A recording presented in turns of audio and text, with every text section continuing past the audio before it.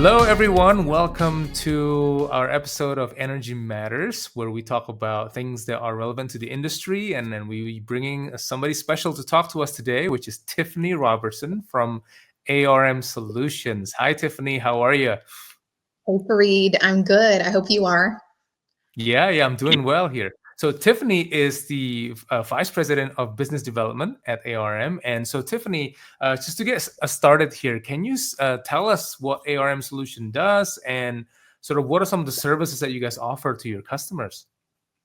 Totally. Yeah. So we're a collection agency, and we specialize in multiple different industries. I, of course, specialize in propane and gas. We use a diplomatic approach and we offer three different services. Our first one, which is kind of going to be geared more to like larger companies, that's going to be our first party service. Ultimately, we are camouflaging ourselves and we are working for you. We're calling around 5, 10, whatever days that you guys want us to collect on your behalf. We also have our multi-channel flat fee service. That is going to be a 60-day process that is broken down into three different stages. We use four different channels of communication, and that is probably our most popular service. That is kind of our bread and butter. And then we also have traditional collections, right? That's the one that everyone thinks about. That is, we'll work those accounts for up to 5 years. That's our contingency service. Typically, I recommend contingency after an account has gone through flat fee unsuccessfully. And at that point in contingency, we would utilize like skip tracing, things like that. So I noticed that ARM serves multiple industries, We do. and Yeah. oil and gas is just one of the many industries that you guys serve. So can you share about what's unique, what's fun about working with this industry that's different than the other industries that you work with? Yeah. So I think I told you this when we first met, and you were like, oh my gosh. But ARM, we really only focus on like five industries, and it's for a good reason, right? So when we have our customer service representatives and you're sending your customers over to us and they're talking about tanks and cutoffs and things like that, this is not going to be foreign language to our customer service representatives that they're speaking to. So they're going to be able to be even more diplomatic and understanding as to what your customers are talking about. And that goes for our other industries as well, right? Probably our most popular industry that we've kind of been in for the longest is the pest industry. Okay, And then interesting. I, this is kind of where I started in was the waste industry. And I always joke that Ah, I started in at waste, and then whenever the person who was in propane and gas actually before I came about, she retired, and they came to me and asked if I was interested in sort of making like a pivot over to propane and gas. And I really knew nothing about this industry. But when someone asked you to go from being the trash girl to the propane girl, you're just going to jump on the you have opportunity. to jump on it. You're just That's going right. to jump. So I did. And this has just been such a unique, not that I don't like the waste industry, I do, but this has just been such a unique group. And I've really appreciated, especially all the relationships I've made, Cargus, especially being one of them. So what do you think is like the biggest hurdle for these guys, for the smaller mom and pops, um, when it comes to collection?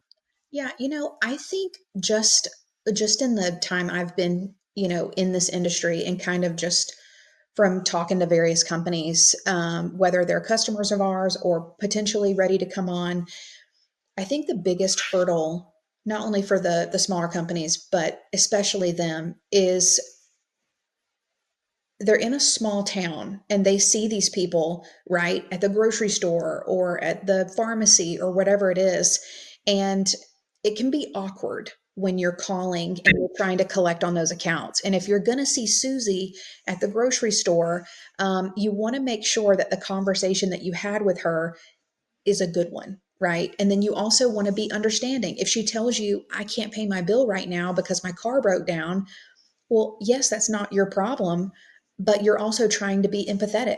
But it's difficult, right? And it just makes things sticky.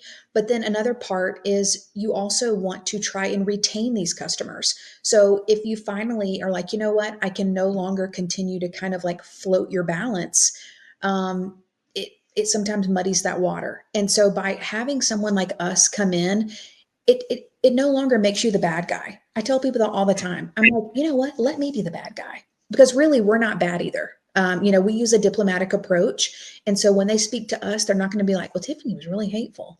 No, hopefully that's not what they think. But it's like, wash your hands of that. You've done all you can in house. Let someone else kind of step in, use that third party leverage, and kind of get back to focusing on those customers that are more current, right? Did say in your site and kind of in your taglines that ARM is the most diplomatic solution. So that caught my attention. So can you speak about what that diplomatic side of things look like when you're talking to a customer and trying to recover money from them, basically? And how do you handle between like personal outreach or automating the communications? Like, can you speak a little bit into what you guys do in there?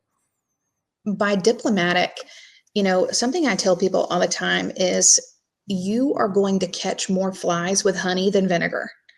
Mm, And that's just the truth of it. And I think sometimes when you are in house and you're calling these people and you just have one person sometimes calling all of these people and you're trying to reach them and you're not getting anywhere, and you've called that same person yesterday and you called them on Monday too, and they give you multiple different stories. You get exhausted and your patience begins to wear thin. um, that doesn't really happen with us, right? These people, we don't know them, and we're just trying to collect your money. We are just trying to look out for your business. And so what we do is a diplomatic approach that gets progressively more aggressive as time goes on, right? It's a 60-day process if we're talking about flat fee, and it's broken up into 3 different stages. And something that's very interesting, of course, this stage and this process, right? It's been altered so many times because people are going to change, businesses are going to change, their needs are going to change. But something that's interesting is even in that first 21 days, we're not even calling your customers. We're not even going to call them. We're going to be sending text messages, emails, and written demand letters, because we have even found that when you're in the grocery store and you get a call from a collection agency, it doesn't matter how kind that person is, it feels aggressive. You know, all of a sudden you're being targeted. And of course, that's not our goal. We really want that written demand letter to be the first thing they get, but it's in snail mail's hands. So we completely took that out of our first stage and put that in our second. Um, so we do our very best, and even when they are on the phone with us, it's not your typical conversation where you feel like someone's kind of attacking you. And another thing that we want to do during the flat fee process, no one's going to take care of your customer better than you. So once we get them on the phone and we are right. talking with them, we're going to try and figure out what's going on, and then we're going to send them back your way. Awesome. I totally get it. You know what? I'm going to take care of you on my end. I'll get you over to Fareed. He'll take care of you on his. And at That's that cool. point, what you want to do with your customer is your business. We won't do anything on our end until we see it within Cargis, or if you're just using our portal or whatever it is. Yeah, so that actually brings to one clarifying thing that I do want to make sure we address is that you guys don't actually collect the money. You're actually trying to get the companies to get the collect the money themselves, right? You're just assisting and making that process smoother for them, correct? Totally. So in first party, we do collect the money where we're kind of camouflaging ourselves, because at that point, Mhm. for example, if I'm calling on behalf of Cargis, they think Tiffany works for Cargis and I am So you're calling. camouflaging in that way. So they think you are part of the company you're working for. Okay. Absolutely. So yes, we would take payment at that point. That's typically geared towards a larger size company that needs that help. Uh, okay. Um, Flat fee. No, we're not going to collect your payments. We are going to be sending out those written demand letters. And even the return address is going to have their address on there, right? It's going to have the business's address. Those text messages, those emails, that's going to have their link to pay. So that money goes directly back to you guys. And then even when we are making those calls and we are speaking to someone, I'm going to send them right back your way. Now, of course, in our phase two, right, that's kind of like that contingency piece. That's what people are more kind of um, accustomed to. We will collect payment in contingency just because we do work those accounts up to 5 years. That's where we do skip tracing, all the things, right? It's a little bit more tricky. Would you be able to kind of speak into what is a good target or KPI that companies can be expecting when they work with you guys in terms of, if let's say I have X number of outstanding balance in my account, what's a typical, thing that you would tell your clients or potential clients? Here's potentially on average how much we can actually recover, in average. So would you be able to speak to that?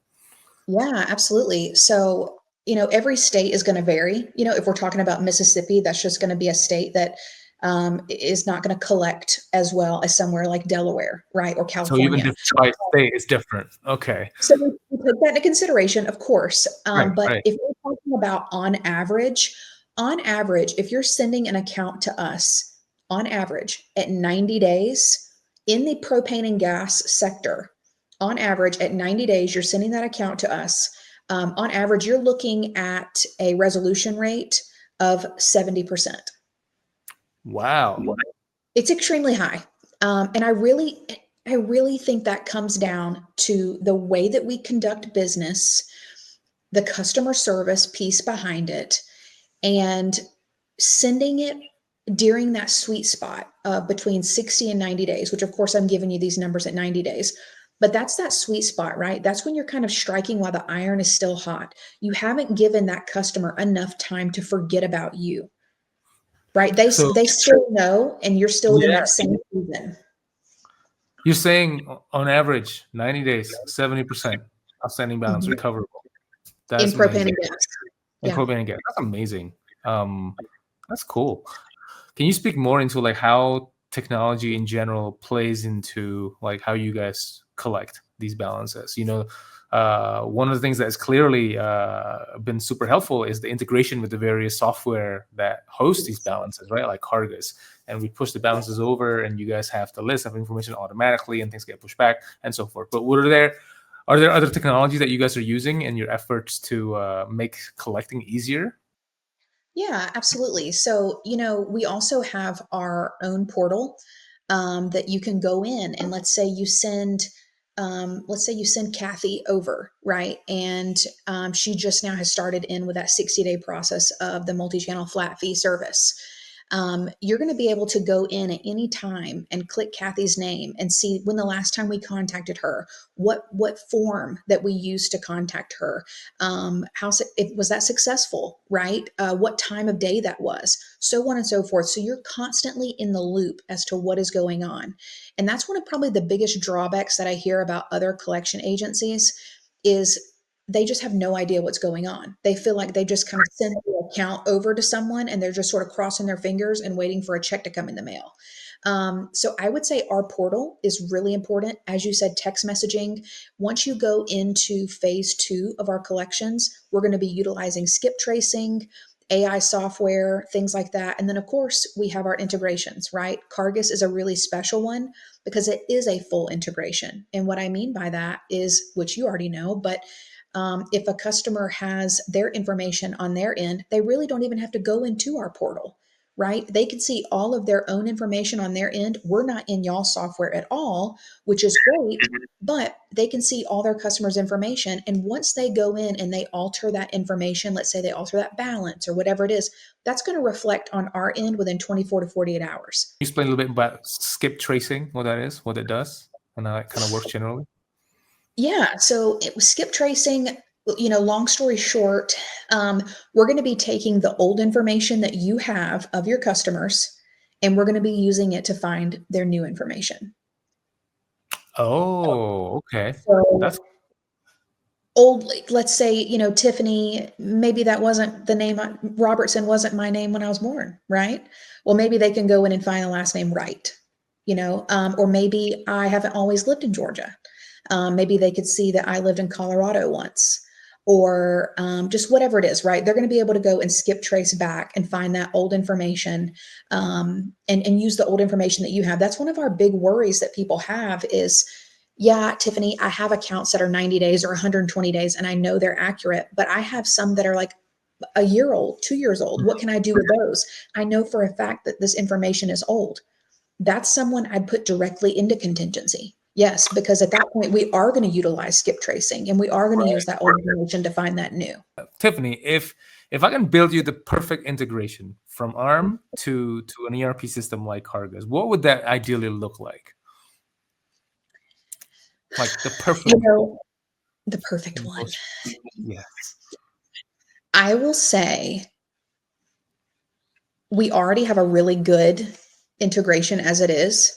I think that the 24 to 48 hours, right? Things can always be faster. So I think having that mirrored information, that would probably be more beneficial to some of our customers, especially on, because it's business days, right? So I've had customers before call and it's on like a Friday and they submitted a customer through the collection piece and they don't see it yet. And so they're kind of like, what's going on? Right. I thought this was all mirrored. And I'm like, well, it's 24 to 48 hours, business days. Just give it a moment. By Monday, you should be good. Which is a very small thing, right? But if I'm truly just thinking of what else could be done, right? I would say that. And, you know, I would say too, I think you guys are already doing such a great job, even with like the Dunning letters, right? That's such a cool piece that you guys offer. Of course, because we're sending out written demand letters, but you guys even having that on your end is such a nice way, as sort of like a preview as to what's to come if that person does not pay their bill on time. And sometimes, not that I'm working for Cargus, but sometimes I feel like people are not even fully in the know about all the features that Cargus offers. And so they're like, well, could we do it? I'm like, have you guys ever talked to your representative at Cargus? I bet you have the piece where you could kind of go in and start those letters, which will kind of soften the blow before you do send someone over to collections. And so ultimately, I think we just work together really well. And because I don't have an integration that is, I feel like we have a few that are really strong, but because I don't have one that's just like better than you guys, right? I'm not just like, this It's just buttering us up at this point. I see it. We at Cargus here, we're always cooking something, right? Always working on the next thing, whether it's rewriting features or working on what's kind of next on the horizon. What are some of the things that you guys are working on over there at ARM? Are you working on, is there anything cool or interesting that you can share with us? We are, am I going to get in trouble for saying this? Ooh. We are looking to potentially bring on some new industries. We're looking to do that. We're looking to enhance our software a bit, which will be exciting. And I think, we're all evolving, right? We're all just constantly trying to improve and trying to get even more with the times. And that's really important to us this year, right? I would say I've never seen another collection agency have a better portal or software than what we have. But who's not to say that could change at any moment? So we're just constantly looking for what else could we be doing. So that's a really big thing of ours. It's a really big undertaking. And then also just trying to make things a little bit more smoother when it comes to all of our integrations as well. And then, I'd say bringing on potentially some more industries to kind of focus on, which will be really exciting. As we close here, is there any practical advice for whoever's watching here, a company that fuel dealers that are anxious about sort of how the changing markets are affecting, the past due balances that they have? Would there be any practical advice that you can give these business owners on how they can strengthen their the cash balance, how they can kind of guard themselves to not fall into more and more outstanding balance, yet they don't want to hurt their customers' feelings? What are some of the things that would just be just good business practices for these fuel dealers? Absolutely. I would say take it back to the basics, right? I would just really focus on, from the time of sale, collecting as much of that customer's information as you possibly can. I know we're all so busy, right? And in that moment, you're just like, wow, we got a new customer, writing it down. Tiffany Robertson, this is her phone number, this is her address. But going that extra mile, making sure that you have a good email address on file, or if you have a secondary phone number or something, right? Because even though that person is super kind and super awesome right in that moment, it's very possible that 90 days from now, they're not going to pay their bill. And you're going to want to be able to get in touch with them. So I would say collecting more information. I would say people would be really surprised at how many people I talk to that do not have a strong internal policy. That's without collections, that's without anyone like us being involved. It's so important to have your own system in house. When someone becomes even 10 days late, what do you do? What is your policy? What step do you take at that point? Who's in charge of that role? At what point do you send out a letter in house? At what point are you actually picking up the phone? At what point do you wash your hands of the situation and know that you've done all you can? Because at some point, there's not a magic call or a magic letter that you're going to send in house that is going to get that account paid. So that would be what I would suggest. I'd also suggest trying to set up as many people as you can on auto pay, because that is going to save you so much time and so much headache. And lastly, I would say if you have more than 5% of your overall revenue that is past due, I wouldn't let it go past 5% before That's when leaving to 5% is when the alarm should be sounding off. Like we got to do something here. Okay, yeah, I was wondering what Yes. that threshold is for companies. That's a really good takeaway. That would do it. Thank you so much, Tiffany, for spending your time with us here. This would have been super fun, and I hope that for those watching that you are taking notes on some of these practical tips on really improving your cash balance and your overall financial health, right? And some of these tips are super basic, but yet a lot of times we fail to do it. And I think from a cargo side too, we always say like, you got to make it easy for people to pay you. Like, don't just, like, and the devil's in the details, right? Sometimes it's just making sure that the payment information is super clear in the ticket that you leave behind, or making it really easy for them to do all these, provide them multiple ways for them to pay you. And so I like a lot of the advice that you give there. And yeah, thanks for spending the time with us. And we're looking forward to our next event together. Thank you so much. Yes, I can't wait. Thank you so much for having me.